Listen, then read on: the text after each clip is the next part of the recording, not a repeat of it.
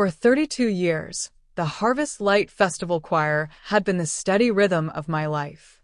It survived my divorce, my father's death, the years when my son moved across the country and barely called. Every October, when the town of Willow Creek transformed itself with lanterns and music for the regional broadcast, I stood in the alto section like clockwork. Not the loudest voice, not the soloist, but the one that never cracked, never missed rehearsal, never forgot her harmony. Dependable Nora Whitfield. Our director used to call me with a wink. I wore that title like a medal. So when I walked into the Community Arts Hall that Thursday morning and saw the new performance roster pinned to the corkboard, I expected nothing more dramatic than a slight shift in placement. Instead, I found my name missing entirely. At first, I thought it was a simple oversight. My finger slid down the page twice, then 3 times, scanning carefully between Megan Holloway and Paul Turner. Nothing. Then I noticed, scribbled in sharp blue ink at the bottom corner, removed, unstable vocals. My throat went dry. Around me, conversations quieted, and I could feel the shift in air pressure that happens when a room collectively pretends not to stare. And standing by the piano, arms folded, was Lila Grant, my son's fiancée and the festival's newly appointed coordinator, watching me like she'd just set down a chess piece exactly where she wanted it. She approached slowly, heels clicking against the hardwood floor, her expression composed but smug around the edges. "It's nothing personal, Nora," she said in a tone polished for public sympathy. "The regional broadcast this year is competitive. We can't afford inconsistencies." Inconsistencies. The word echoed in my ears like feedback from a microphone. I had sung through bronchitis once and still hit every note. I had covered for others when they faltered. I had mentored new members who were still finding their breath control. Yet suddenly, I was the liability. Someone behind me muttered, "That doesn't seem right," but no one challenged her directly. I managed to nod, though my cheeks burned so hot I thought I might faint. Lila placed a hand lightly on my shoulder. "You're welcome to help with hospitality during the festival. We'll need someone experienced to manage refreshments." Experienced. As if I were being retired from usefulness. I left the hall without another word, stepping into the bright autumn sunlight that felt almost mocking in its cheerfulness. For decades, that building had been my refuge. That morning it felt like exile. The humiliation didn't stay contained within those walls. Willow Creek was small, and news traveled faster than weather changes. By the following evening, whispers followed me through the grocery store aisles. At the farmer's market, 2 women abruptly stopped talking when I approached. The final blow came during the town council preview event when Mayor Daniel Harper stood at the podium announcing this year's festival highlights. "We've made necessary adjustments to ensure excellence," he declared, glancing toward Lila seated proudly in the front row. "When representing Willow Creek to a regional audience, we must prioritize quality over sentiment." His eyes drifted, not accidentally, toward me in the back of the hall. The implication was crystal clear. I wasn't quality anymore. I was sentiment, a relic, a risk. I walked home under streetlights that suddenly felt too bright, too exposing. This wasn't just about a choir position. It felt orchestrated, deliberate. And Lila had been unusually attentive these past months, asking questions about my finances, suggesting the house was too large for me now that I lived alone, mentioning to my son Ethan that I seemed forgetful lately. At the time, I dismissed it as concern. That night, it felt like groundwork. When I reached my house, the quiet pressed in heavier than usual. The living room still held my late father's upright piano, the same one I'd practiced on since I was 8. I ran my fingers across the keys and played a simple progression, then sang softly to test myself. My voice rose steady, warm, textured with age, but not broken. Certainly not unstable. I sang again, louder, filling the empty room until the walls vibrated faintly. If anything, grief and years had deepened my tone. The accusation made no musical sense. So, Why would Lila risk public backlash by removing someone so established? I tried to dismiss the creeping suspicion forming in my mind, but it refused to quiet. Over the past 6 months, since Ethan proposed to her, she had inserted herself into everything. Discussions about my will, suggestions about consolidating my assets, comments about planning ahead. She once joked, though it didn't feel like a joke, that the house would make a perfect starter home for her and Ethan. I had laughed politely then. I wasn't laughing now. The next morning, I called my oldest friend, Margaret Hale, a retired vocal coach who had once toured internationally before settling in Willow Creek decades ago. I didn't tell her everything at first, just that I needed an honest evaluation. She listened to me sing scales over the phone, and then insisted I come over immediately. Her living room still displayed framed concert programs and black and white photographs from her touring days. She made me stand by her piano and go through warm-ups like I was 25 again. After nearly an hour, she shut the lid firmly and looked at me with narrowed eyes. "Your voice hasn't deteriorated," she said. "It's matured. Whoever told you otherwise either doesn't understand music or has another motive." The certainty in her voice steadied something inside me. I told her about the roster, the comments scribbled in ink, the mayor's speech. Her expression hardened. "This isn't about pitch," she said quietly. "This is positioning." 2 days later, Ethan came by unexpectedly. He looked tired, conflicted. "Lila says you've been overwhelmed lately," he began carefully. "She's worried the festival pressure might be too much." I stared at him, searching for the boy who once begged me to stay up late and rehearse with him for school plays. "Do you think I'm overwhelmed?" I asked. He hesitated, and that hesitation hurt more than any accusation. "She thinks maybe you're not sleeping well, that you've seemed forgetful." Forgetful. My mind flashed to small, harmless moments Lila had exaggerated, misplacing my glasses, mixing up rehearsal times once. Normal human slips reframed as evidence. "Has she suggested anything else?" I asked evenly. He shifted. "Just that maybe we should look at long-term plans. Downsizing. Simplifying things for you." There it was. Not just removal from the choir, removal from stability. From independence. That night, I couldn't sleep. I replayed every interaction from the past year, every subtle comment, every probing question. Lila worked in event management. She understood optics, narratives, public image. If she could establish doubt about my reliability, isolate me socially, make my son question my competence, then the next steps would appear practical rather than predatory. Selling the house would be framed as caring. Handing over financial oversight would be framed as protection.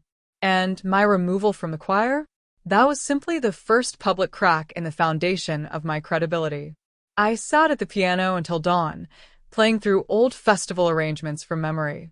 The harmonies still lived inside me perfectly intact. They had erased my name from a list, but they had underestimated something essential. Music was not just a hobby to me. It was identity. And identity doesn't disappear because someone writes a note in blue ink. By sunrise, humiliation had transformed into clarity. If Lila wanted to paint me as unstable, I would become unshakable. If she wanted to isolate me, I would gather allies. If she believed removing me from the choir would weaken my standing in Willow Creek, she had forgotten how many years I had spent building relationships there. I wasn't the loudest voice in the room, but I had always been the steady one. And steady voices, when pushed, can become unbreakable. The Harvest Light Festival was 3 weeks away. Enough time for her to solidify her narrative, or for me to dismantle it piece by piece. She thought she had quietly written me out of a story. She didn't realize she had just given me a reason to take center stage. The morning after Ethan's visit, I did something I hadn't done in years. I opened the old cedar chest in my hallway closet where I kept documents I didn't like thinking about. Insurance policies, property records, my father's will, and a folder labeled Estate Planning, Updated.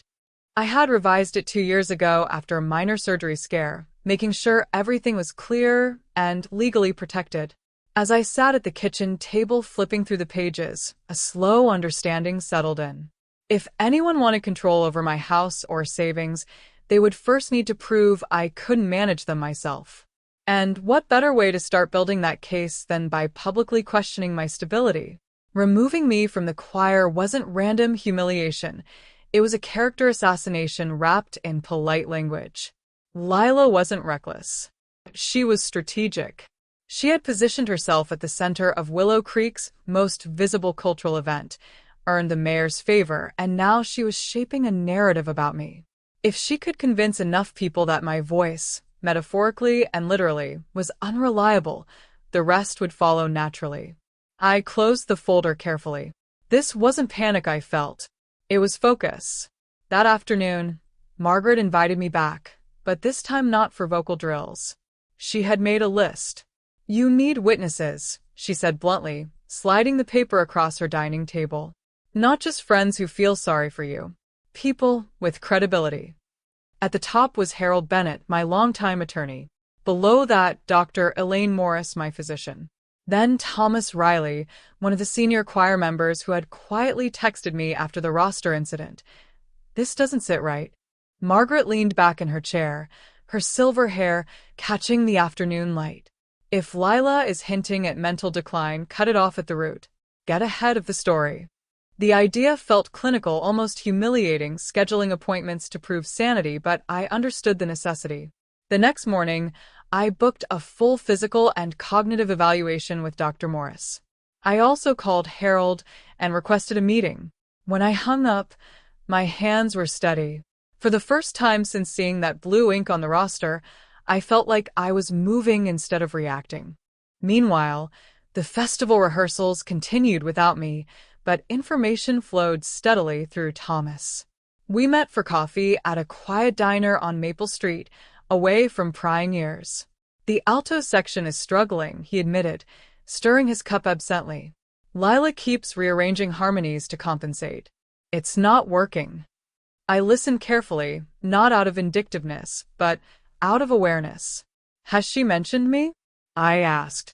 Thomas hesitated. "She's implied you were missing cues. That you seemed distracted lately." Distracted. I nearly laughed.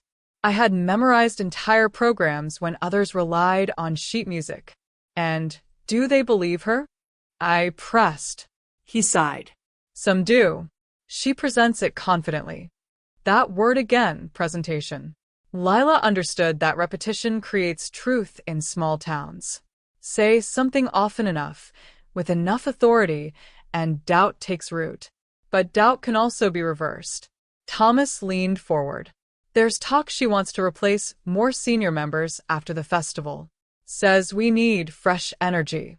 It wasn't just me, then. It was consolidation.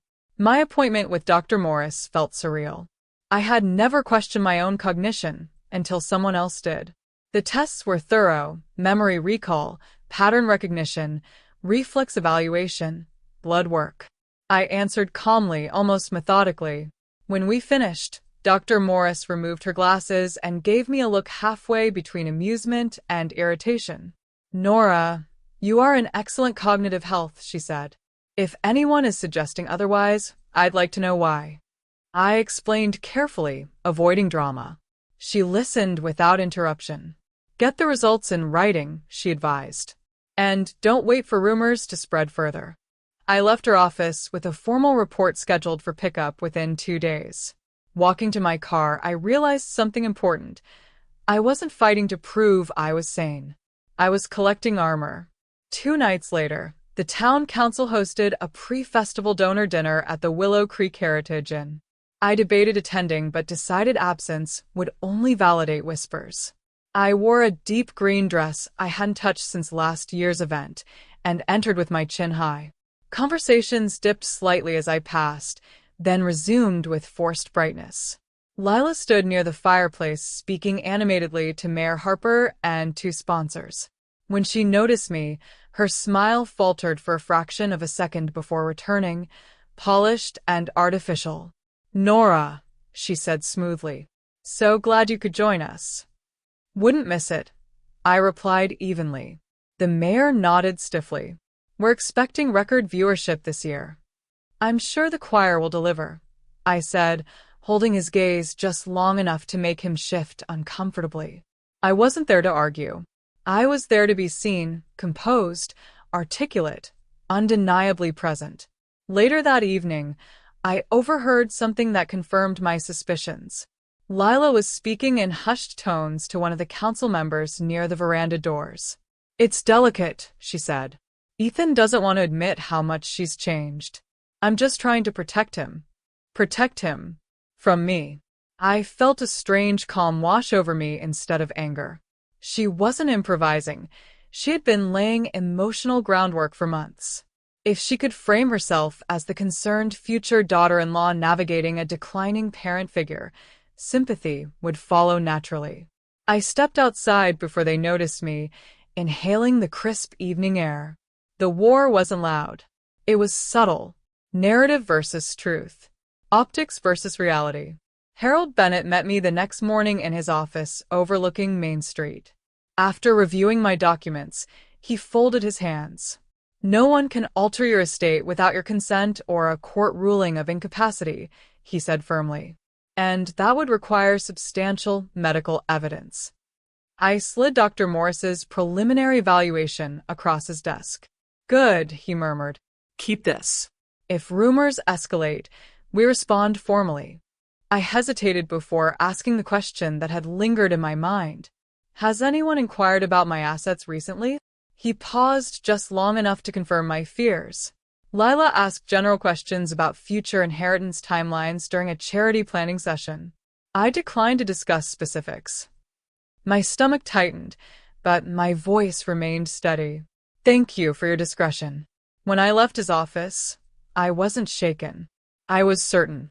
The following Sunday, I attended service, but sat in the back pew instead of the choir loft. The absence of my usual position felt like phantom limb pain. When the altos entered during rehearsal for the closing hymn, the harmonies wavered exactly where Thomas predicted. I watched Lila's jaw tighten as she corrected them sharply. The congregation shifted uneasily. They could hear it too. It wasn't sabotage. It was simple imbalance. Music, like truth, resists distortion for long. After service, several long-standing members approached me quietly. "We miss your steadiness," one whispered. Another squeezed my hand. These weren't dramatic declarations. They were seeds of solidarity. That evening, Ethan called. His voice sounded strained. "There's been talk online," he said.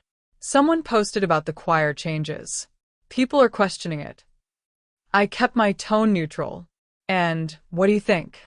Silence lingered. I don't recognize what's happening anymore." It was the first crack in his certainty. I didn't push. Pressure would drive him back toward her narrative. "I'm here whenever you want to talk," I said gently. After we hung up, I sat by the piano again, not to test my voice this time, but to center myself. This wasn't about reclaiming a solo or winning applause. It was about refusing erasure. By the end of the week, I had medical documentation, legal reassurance, and quiet community support. Lila still held the official title. She still had the mayor's endorsement. But control built on distortion is fragile. The Harvest Light Festival was 2 weeks away, and tension in Willow Creek was thick enough to taste. Rehearsals were reportedly tense.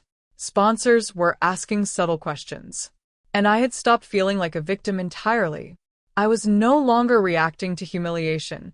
I was anticipating strategy. If Lila believed the initial removal would destabilize me into submission, she had miscalculated. I wasn't shrinking. I was preparing. And something told me her next move would not be subtle. It would be desperate. A week before the Harvest Light Festival, Willow Creek felt like a stage set waiting for its final act.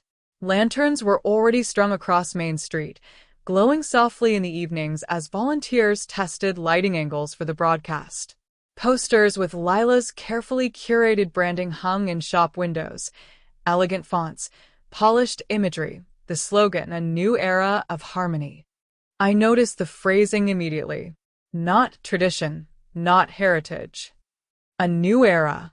She wasn't just directing a choir. She was rebranding the town's cultural identity, and I had been the most visible remnant of the old one.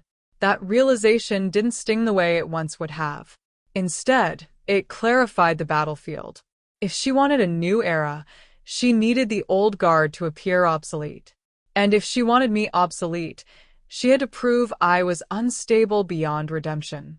What I didn't yet know was how far she was willing to go to make that happen. 3 days before the final rehearsal, Ethan showed up at my house unannounced again. But this time, he didn't look conflicted. He looked shaken. He held his phone like it was something fragile. "Mom," he said, stepping inside without waiting for an invitation, "there's something you need to see." He opened a social media page tied to the festival committee.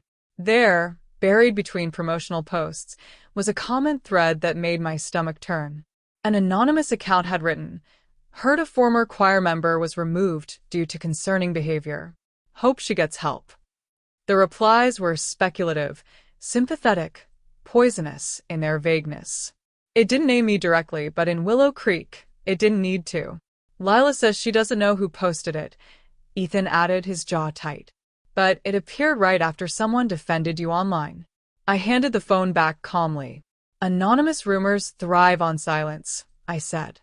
"Which is why I won't give them any." But inside, something hardened. This wasn't just about reputation anymore. It was character defamation. That same afternoon, Thomas called with urgency in his voice. "Emergency rehearsal tonight," he said. "Lila's changed the closing arrangement. Completely." I almost laughed at the predictability. Constant rearranging created instability. Instability that could later be blamed on aging voices and declining cohesion. I drove to the Arts Hall, not to confront, but to observe. The side doors were propped open, and I could hear the altos struggling through unfamiliar transitions. Lila's voice cut sharply through the music. "No, no. You're late on the entrance, watch me." Her frustration was palpable. Through the cracked door, I saw something telling. She wasn't listening to them. She was controlling them. Leadership built on fear fractures quickly. When rehearsal ended, Thomas slipped outside to meet me. "Morale's collapsing," he admitted. "People are afraid to question her." I nodded slowly. "Fear is efficient," I said, "but it's not sustainable." The breaking point came the following evening during the final full technical rehearsal for the broadcast team. Cameras were being tested, lighting adjusted, sound calibrated.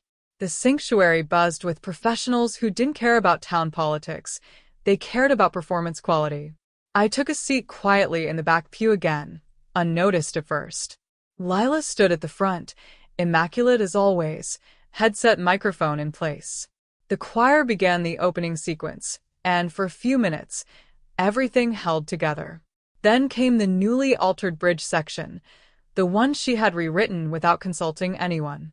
The tenors entered half a beat early, the altos hesitated, and the sopranos strained to correct mid-phrase. The harmony collapsed audibly. A sound engineer near the aisle winced and lowered his headphones. "We'll need another take," he called out. Lila's smile froze, then tightened. "Again," she snapped. They tried twice more. Each time, the instability deepened. That was when something unexpected happened. During a pause between takes, one of the younger altos, barely 22, stepped forward hesitantly. "Maybe we should go back to the original arrangement," she suggested softly. The room went still. Lila's expression shifted from irritation to something sharper. "The original act energy," she replied coolly. "We're evolving." The girl flushed and stepped back. I felt the weight of years pressing on my chest. I had stood in that very loft mentoring singers like her, encouraging them to trust their ear. And now trust was being replaced with intimidation. Without planning to, I stood. The creak of the pew drew attention. Heads turned. Lila's eyes locked onto mine, unreadable. "Perhaps the issue isn't evolution," I said evenly, my voice carrying through the quiet sanctuary. "Perhaps it's foundation." The sound engineer glanced between us curiously. "And you are?" he asked. "Nora Whitfield," I replied. Alto. 32 years. Silence stretched thin. Lila removed her headset slowly. "This isn't appropriate," she said through a tight smile. "Rehearsal is closed." I stepped into the aisle anyway, not with aggression but with certainty. "You're right," I agreed. "It's not appropriate for a broadcast rehearsal to sound like this." A murmur rippled through the choir. I wasn't attacking her personally. I was addressing the music. That distinction mattered. The original arrangement balanced breadth and pacing for this group's range. I continued calmly. "You removed anchor points." The sound engineer spoke up again. "If there's an arrangement that works more reliably, we should hear it." Lila's composure flickered. "We don't have time for... We have 5 minutes," the engineer interrupted. "Better 5 minutes now than a flawed live stream." What happened next wasn't dramatic, it was musical. Thomas passed me a spare score. I didn't need it, but I held it anyway. I stepped to the front, not taking Lila's position, but standing slightly beside it. "Altos, breathe with me," I said quietly. Muscle memory returned instantly. We began from the top of the bridge, the old way. The tenors waited for the true cue. The sopranos softened their entry. The harmonies settled like a structure locking into place. When we reached the final chord, it resonated, not flashy, not modernized, but stable. The engineer gave a slow nod. "That," he said simply, "works." The sanctuary felt charged, not with applause, but with recognition. Lila stood motionless, her authority visibly thinning. After rehearsal, the confrontation I had anticipated finally arrived. She cornered me near the vestry, her voice low but trembling with contained anger. "You're undermining me," she accused. I met her gaze steadily. "No, irraplia. I'm protecting the music." She laughed hollowly. "You think this is about music? You've never understood what this festival could become." There it was again, expansion, reinvention, ambition. "Progress doesn't require erasure," I said quietly. "It requires integration." For a moment, I saw something flicker in her expression. Not guilt, not remorse, but fear. Not of me personally, but of losing control. The next morning, the festival committee called an emergency meeting. Word of the rehearsal mishap had spread faster than any rumor about my supposed instability. Sponsors wanted reassurance. The mayor looked strained. "We can't afford technical uncertainty," he said bluntly. Several choir members spoke up, respectfully but firmly, advocating for a return to the traditional arrangement. Lila attempted to argue artistic vision, but the tide had shifted. Not because I demanded reinstatement. Not because I exposed her financially. Simply because reality had contradicted her narrative publicly. In leadership, perception is everything, and hers had cracked under live microphones. By the time the meeting ended, a compromise was announced. The original arrangement would be restored, and I would serve as vocal consultant for the final rehearsals. Not director. Not replacement. Consultant. The title didn't matter. Influence did. As I left the hall, Margaret squeezed my arm. "You didn't fight her," she murmured approvingly. "You outlasted her." That evening, Ethan called again. His voice sounded clearer than it had in weeks. "I heard about rehearsal," he said. "People are talking." I smiled faintly. "Music has a way of revealing truth," I replied. He hesitated before adding, "Lila's furious." I looked out at the lanterns glowing across town. "Desperation makes people louder," I said softly. "But volume isn't the same as strength." The festival was 2 days away now. The war had shifted from whispers to visible fractures. Lila still held her title, but authority without trust erodes quickly. I sensed she had one final move left, something bold, something decisive. And for the first time since my name disappeared from that roster, I wasn't bracing for impact. I was ready for it. The morning of the Harvest Light Festival arrived cold and brilliantly clear, the kind of autumn day that feels staged by something larger than coincidence. Willow Creek shimmered under strings of lanterns and camera rigs, the arts hall transformed into a polished broadcast venue humming with technicians and volunteers. I woke before sunrise, not from anxiety, but from anticipation. For weeks I had been cast as fragile, unstable, outdated. Now the entire town, and a regional audience beyond it, would see what remained when the noise settled. I dressed slowly, choosing a deep burgundy jacket that matched the festival colors but carried a quiet authority. As I pinned my silver alto brooch to the lapel, a gift from the choir decades ago, I realized something unexpected. I no longer needed vindication. I needed clarity. If Lila attempted one last maneuver, it would not be subtle. It would be decisive. When I arrived at the Arts Hall for the final run-through, tension crackled in the air. The original arrangement had been restored, and rehearsals the previous day had gone smoothly, almost too smoothly. Thomas greeted me near the stage steps, his expression tight. "She's planning something," he murmured. "I can feel it." I didn't ask how he knew. Intuition had become our shared language. Inside the choir room, Lila stood reviewing the schedule with brisk efficiency, her posture impeccable, her smile composed. She barely acknowledged me, which told me everything. A confident leader ignores opposition casually. A threatened one pretends it doesn't exist. The singers gathered in small clusters, whispering, glancing between us. I stepped into the center of the room and addressed them gently. "Today isn't about proving anyone wrong," I said. "It's about honoring what we've built together."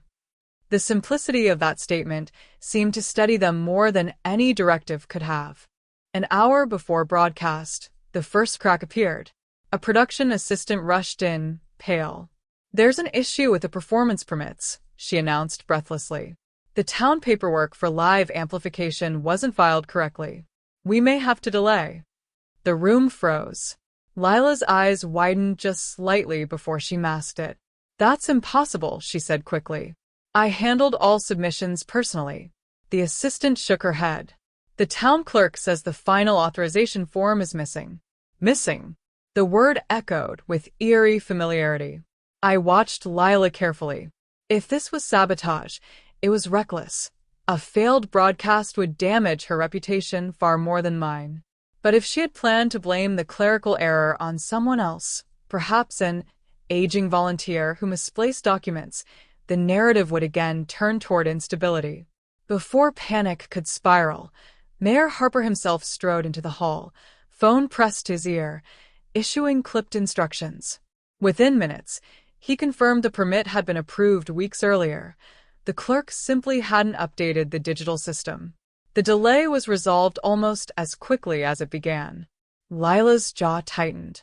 Her attempt, if it had been one, had evaporated. 5 minutes before airtime, as the choir lined up behind the curtain, she made her final move. She approached me with a thin smile and said quietly, "I think it would be best if you stepped back from the front row tonight. Given everything, we don't want distractions." There it was, one last attempt to reposition me physically and symbolically. Not removal, just minimization. A subtle demotion under the guise of harmony. I held her gaze, without raising my voice. "The arrangement places me here," I replied calmly. "You approved it." For a heartbeat, something flickered in her eyes. Calculation colliding with dwindling options. The stage manager called for places.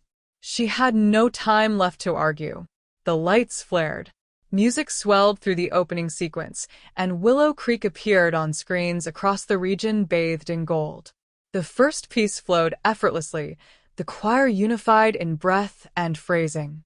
Lila conducted with crisp precision, but the energy was different now, less forced, more collaborative. When we reached the restored bridge section, the one that had fractured days earlier, I felt every eye sharpen in anticipation. The cue came. Tenors waited. Altos entered steady and warm. Sopranos layered above, without strain. The harmony locked into place, so cleanly it felt almost visible. The final chord resonated through the hall and lingered just long enough to send a hush across the audience before applause erupted. Not polite applause, astonished applause. I didn't look at Lila. I looked at the choir. They were smiling at each other, not at her. Midway through the program came an unscripted moment that shifted everything. During a brief transition, one of the camera operators signaled to the host, who stepped forward unexpectedly. "We'd like to acknowledge," she announced live, "the long-standing members who've shaped this festival for decades." My heart thudded once. "Nora Whitfield, 32 years in the alto section. Please step forward." For a split second, I saw Lila stiffen beside me. This hadn't been on the printed schedule. I stepped toward the microphone, pulse steady. The host continued, "Community resilience often rests on voices that refuse to fade." I could have delivered a triumphant speech. I could have exposed rumors, corrected narratives, claimed vindication.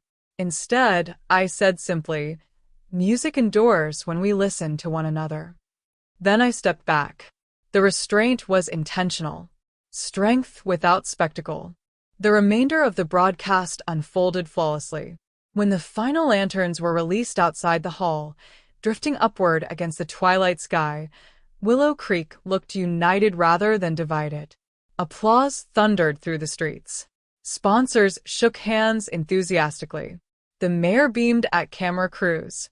Lila maintained composure, but something essential had shifted, not in her authority alone, but in how the community perceived it. Control maintained through quiet distortion dissolves under bright lights. After the crowd dispersed, Ethan found me near the side entrance. His eyes were clearer than I had seen in months. "I watched everything," he said softly. "You never attacked her. You never defended yourself publicly. You just stood." I smiled faintly.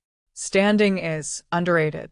He hesitated before adding, "We talked, Lila and I, about everything." I didn't press for details. Some reckonings happened privately. What mattered was the tone in his voice, no longer uncertain, no longer swayed by whispers. Later that evening, as volunteers dismantled stage equipment, Lila approached me one final time. There was no audience now, no microphones, no curated smile. "You could have humiliated me," she said quietly. It wasn't an apology, but it wasn't defiance either. I met her gaze steadily. "Humiliation isn't leadership," I replied.